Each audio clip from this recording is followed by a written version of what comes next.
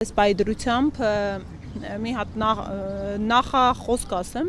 այս պայդրությամբ բավական մտահոգիչ է իրավական տեսանկյունից պատկերը, որովհետև բացահայտ կերպով մարդկանց իրավունքներ են ոտնահարում, մարդիկ բերման են ենթարկվել, քիչ առաջ գործընկերներիցս իրազեկվեցի, որ այս պայդրությամբ ունենք մեր գրասենյակի աշխատակից բերման ենթարկված ձերբակալված, ում մոտ մինչև հիմա թույլ չեն տալիս փաստաբան մտնի։ Դա նոր պարզ դարձավ, մեզ թվում էր, որ բոլորի հետ կապված իրավիճակը լուծենք, ինչպես ես տեղեկացրեցի, ես ընթացքում փորձում ենք հասկանալ, պարզել տեղեկատվություն, թե մարդկանց անունների վերաբերյալ թվաքանակով հասկանալ, ինչքան մարդ է ձերբակալվել, բացի ձերբակալումից խուզարկություններ են տեղի ունեցել ու այս պայդրությամբ մոսկովյան մեր գործընկերը մոտ մինչև հիմա փաստաբան չի մտել, փաստաբանը ահազանգել է մարդու իրավունքների պաշտպանի գրասենյակ եւ շուտով նաեւ հանցագործության մասին հաղորդում կտա, որովհետեւ փաստաբանի գործունեության խոչընդոտումը դա քրեական օրենսգրքով նախատեսված հանցավոր արարք է։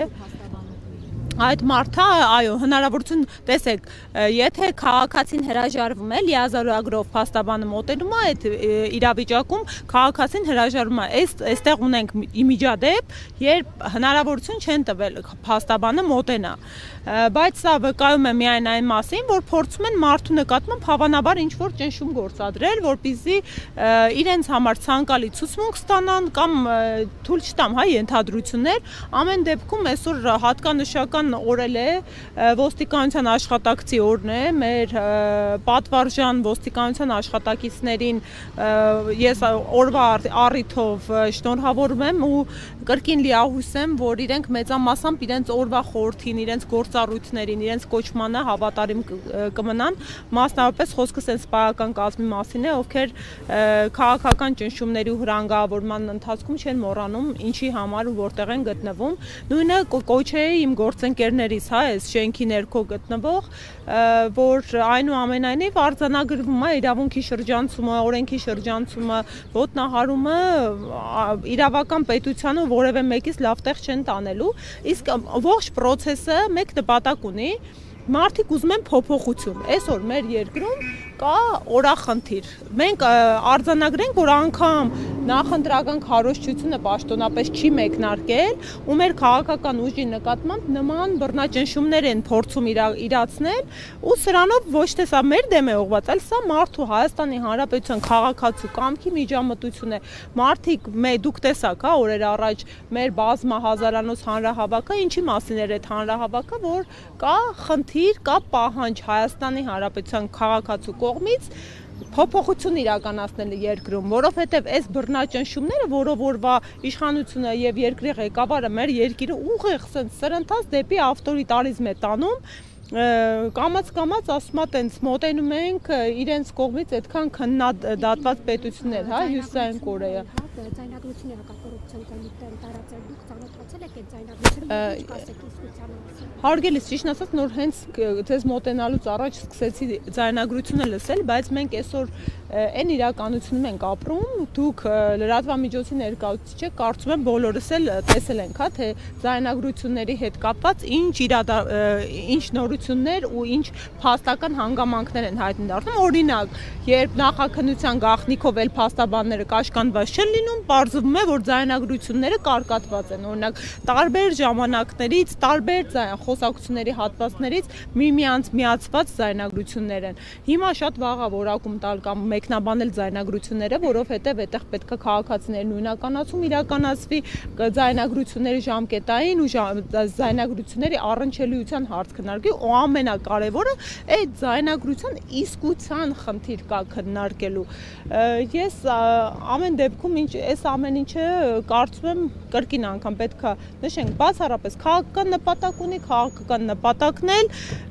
քաղաքացիների տրամադրության վրա ազդելն է, թույլ չտալով ու խոչընդոտելն է, որպեսզի մարդկանց փոփոխության պահանջը կյանքի կոչվի։ Մեկ դեպքը այս բայդրությամբ ընդամենը մեկ դեպքով ունենք տեղեկատվություն, որ մեղադրանքի առաջադրվել, բայց դեռևս տեղեկատվություն չունենք ժամի հետ կապված, այլապես կհայտարարվեի, որ մեղադրանքի առաջադրվել, բայց ես անպայման կուզեի ընդգծեի, որ անկյունոքարում էլի այս իրավիճակում մեր կին թեկնած ու գործընկերն է, եւ մենք նաեւ այդ օրինաչափությունն ենք տեսնում, որ կանայք են թիրախավորվում ու իրենք փորձեցին ինչ արեցին, հա, ողջ իշխանական լրահոսը եւ տեղեկատվական դեղին մամուլը իրենց ֆեյքակազմերով հանրային տրամադրություններ են փորձում ստեղծել, թիրախավորելով կանանց ներգրավվածությունը քաղաքական գործունեությանը մեր երկրում միշտ էլ հայ ազգի առաջամարտիկները դժվար օրերին պատմության, օրինակ այս պահին, հա, ինչու է կներեք փոփոխության պահանջը օրահարց դարձել մեր երկրում, փոփոխության պահանջը օրահարց է դառնում, որովհետև մարդիկ ունեն սոցիալական լրջագույն խնդիրներ, ինչքան էլ 10,000 դրամով քաղաքական օպոնենտին, հա, այս դեպքում մեր քննադատությանը ինչ որ կերպ հավասարակշռելու համար սկզբում ասում են 10-20,000 դրամը ինչ է կանում, հետո 10,000 դրամով բարձրացնում են թոշակը, որը նախատեսված չէր մի քանի ամիս առաջ ընդունված բյուջեի տողում։ Դրանից հետո տնտեսական լրջագույն խնդիրներ կան երկրում։ Դրան զուգահեռ ամենաառաջնային խնդիրը անվտանգային խնդիրներ կան երկրում, որովհետև այսօրվա դրությամբ մեր հակառակորդ պետության ղեկավարը ունի պահանջատիրություններ մեր հիմնարար արժեքներից սկսած վերջացրած հենց սահմանային անվտանգության խնդիրներով։ Այնպես որ հարգելիներս մենք կրկին ընդգծում ենք, պատրաստ ենք այս նման հարձակումների եւ միջամտությունների։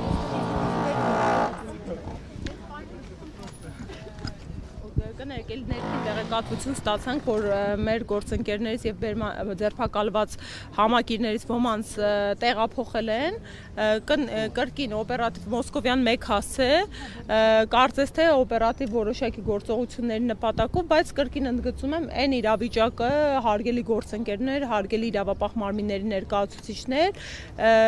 այս խոչընդոտումները ինչ որ փաստահավաք արհեստական ու ներգործության արդյունքում լավ տեղ չեն տանելու, այնուամենայնիվ մարդկանց իրավունքները երաշխավորվելու է, մարդիկ հնարավորություն են ունենալու իրենց իրավունքները պաշտպանել ու կրկին վատ իրավիճակում հայտնվելու են մեր իրավապահ գործընկերները։